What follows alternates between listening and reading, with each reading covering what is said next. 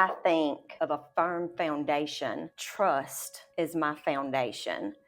I did not have a lot of trust or faith in men, I guess you would say. But David was always a person who he just did what he said and said what he did. So it was easy to trust him. For me, I don't know that there's anything to be built upon. You're just gonna have problems if you can't trust who you're with. I worked offshore, so I was gone half the time. I had to figure it out quick, and just like she did. And I've got to know or depend on her to take care of things while I'm gone, and not be out there wondering, oh my gosh, I wonder is this done, or is she taking care of this, or whatever.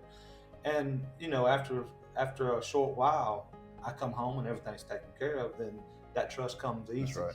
A servant's heart is foundational to a successful marriage. Not what can I get out of this marriage, but what can I give into it. But when you wake up in the morning, you say, what can I do for my spouse? This is where my foundation starts, and I really love this verse. It's Psalms 127, verse 1. It says, if God doesn't build the house, the builders only build shacks. God doesn't build the house, only builders build shacks. Now within that house, so to speak, is our marriage and it's our sex life within that house. If God doesn't build it, we build shacks.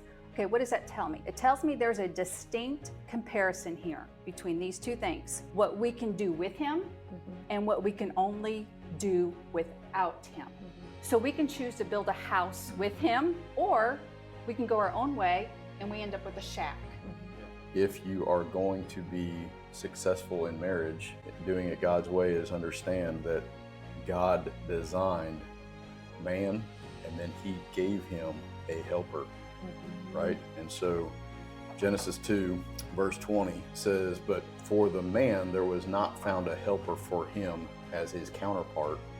So God caused a deep sleep. We all know the story, right? He took a rib from Adam and created Eve. He brought her to the man. And the man said, this is now bone of my bone and flesh of my flesh. And this one will be called woman because she was taken out of man.